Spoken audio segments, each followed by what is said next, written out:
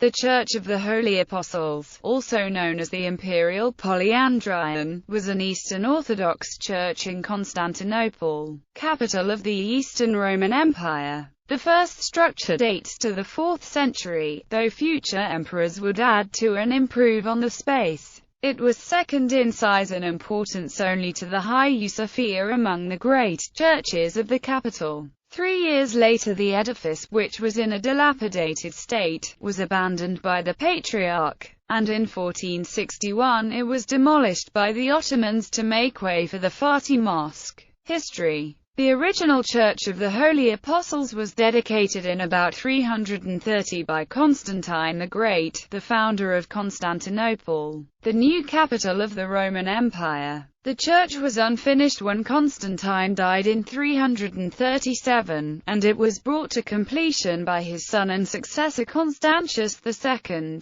who buried his father's remains there. The church was dedicated to the 12 apostles of Jesus, and it was the emperor's intention to gather relics of all the apostles in the church.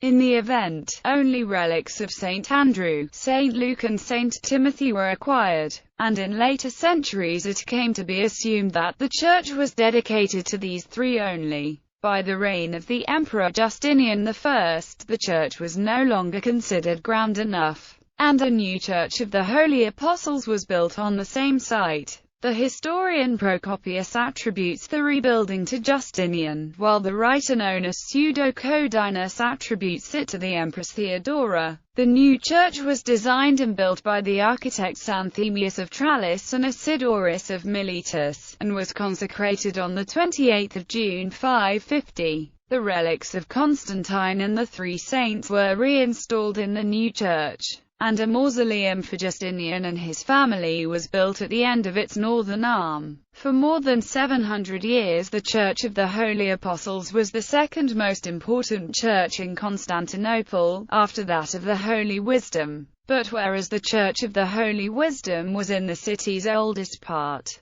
that of the Holy Apostles stood in the center of the newer part of the much expanded imperial capital, on the great thoroughfare called Mesodios, and was the city's busiest church. Most emperors and many patriarchs and bishops were buried in the church, and their relics were venerated by the faithful for centuries. The church's most treasured possessions were the skulls of Saints Andrew, Luke and Timothy. But the church also held what was believed to be part of the column of flagellation, to which Jesus had been bound and flogged. Its treasury also held relics of St. John Chrysostom and other church fathers, saints and martyrs. Over the years the church acquired huge amounts of gold, silver and gems donated by the faithful. Emperor Basil I renovated and probably enlarged the church, and in 874 the remains of the historian and patriarch Nicephorus I, who had died earlier in the century, were reinterred in the popular and rebuilt church, where they became the site of annual imperial devotion. In the 10th century, Constantine of Rhodes composed a description of the building of the apostles in verse, which he dedicated to Constantine VII.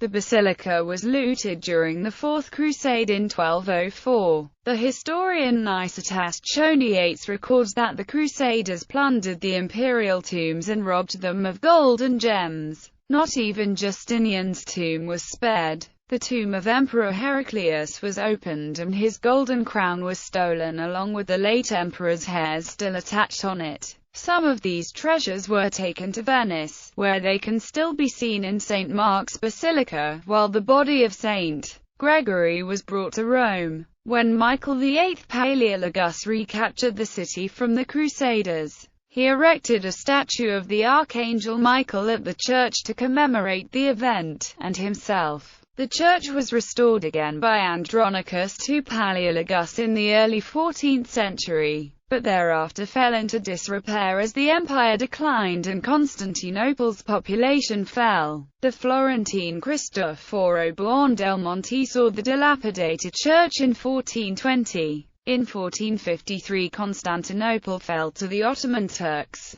The Cathedral Church of the Holy Wisdom was seized and turned into a mosque. and the Sultan Mehmed II assigned to the Greek Patriarch Gennadius Scholarius the Church of the Holy Apostles, which thus became the new administrative center of the Greek Orthodox Church. But the church was in a dilapidated state, and the area around the church was inappropriate and soon settled by Turks. After the killing of a Turk by a Greek, the Turkish dwellers became hostile to the Christians, so that in 1456 Gennadius therefore decided to move the Patriarchate to the Church of St. Mary Pamakaristis in the Kazımbar neighborhood. After the demolition of the ramshackle church in 1462, from 1463 to 1470 the Sultan built on the 11-hectare site a mosque complex of comparable magnificence. The result was the Fatih Cami, which, although rebuilt after its destruction because of the earthquake of 1766, still occupies the site and houses Mehmed tomb. Descriptions: Constantine's building. The grounds of the first Church of the Holy Apostles contained both a rotunda mausoleum built by Constantine and a church, built soon afterward by his successor Constantius. Little is known of the appearance of this original church except that it was cross-shaped, but the historian Eusebius gives the following description of Constantine's mausoleum and the surrounding grounds before Constantius' church was built. This building he carried to a vast height, and brilliantly decorated by encasing it from the foundation to the roof with marble slabs of various colors. He also formed the inner roof of finely fretted work, and overlaid it throughout with gold. The external covering, which protected the building from the rain, was of brass instead of tiles, and this too was splendidly and profusely adorned with gold, and reflected the sun's rays with a brilliancy which dazzled the distant beholder. The dome was entirely encompassed by a finely carved tracery, wrought in brass and gold. Such was the magnificence with which the emperor was pleased to beautify this church. The building was surrounded by an open area of great extent, the four sides of which were terminated by porticos which enclosed the area and the church itself. Adjoining these porticos were ranges of stately chambers, with baths and promenades, and besides many apartments adapted to the use of those who had charge of the place. The cruciform plan was a landmark development in Christian architecture, because it replaced a basilica plan with the centralized shrine plan. Justinian's building, the second church, built under Justinian I, was also cruciform and was surmounted by 5 domes, one above each arm of the cross and one above the central bay where the arms intersected. The western arm of the cross extended farther than the others, forming an atrium. The design details of the building are a matter of dispute. The contemporary historian Procopius gives the following description. 2 straight lines were drawn, intersecting each other in the middle of the form of a cross, one extending east and west, and the other which crossed this running north and south. On the outside these lines were defined by walls on all of the sides, while on the inside they were traced by rows of columns standing above one another. At the crossing of the 2 straight lines, that is to say at about the middle, there was set aside a place which may not be entered by those who may not celebrate the mysteries. This with good reason they call the sanctuary. The 2 arms of this enclosure which lie along the transverse line are equal to each other, but the arm which extends towards the west, along the upright line, is enough longer than the other to make the form of the cross. That portion of the roof which is above the sanctuary, as it is called, is built, in the center at least, on a plan resembling the Church of Sophia, except that it is inferior to it in size.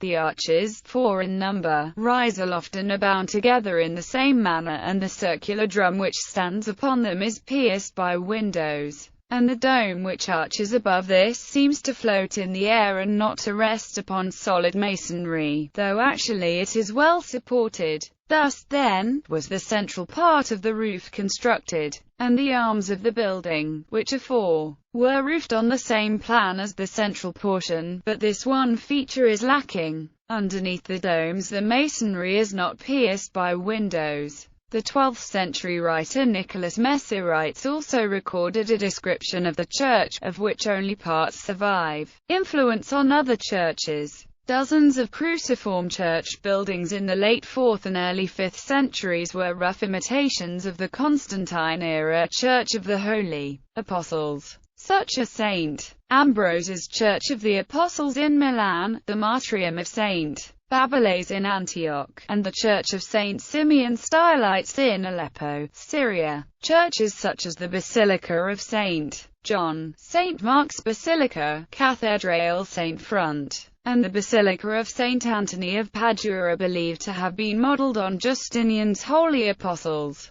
but they differ from each other significantly. Burials. The church's mausoleums were the resting place for most Eastern Roman emperors and members of their families for 7 centuries, beginning with Constantine I and ending with Constantine VIII. With no more space available at that time, emperors began to be buried in other churches and monasteries around the city. The tombs located at the Church of Holy Apostles are known only from lists in literary sources, one of which is contained in De Ceremonia. Although the sarcophagi of the emperors were broken into by crusaders during the Fourth Crusade in 1204, some of the oldest porphyry sarcophagi have survived. 2 in the atrium of the Hagia Irene, 4 outside the Archaeological Museum, and a fragment of a 5th in the museum's Istanbul Through the Ages pavilion, which is believed to be from that of Constantine I. Among those buried there were the following: Constantine I, Julian the Apostate, Jovian and his wife Charito, Valentinian I and his wife Marina Severa, Theodosius I, Marcian and Pulcheria, Ariadne, Anastasius I, Justinian I, Theodora, Eno Anastasia, Heraclius, Eudokia, Fausta, Anastasia, Eudokia, Irene of Athens, Leo VI the Wise and his 3 wives, Zoe Zaltzani, Eudokia Baiana, Eudokia Ingrina, Nicephorus II, Zoe Porphyrogenita, Theodora. The bodies of Patriarch Nicephorus I of Constantinople and Patriarch Cyriacus II of Constantinople were also buried there.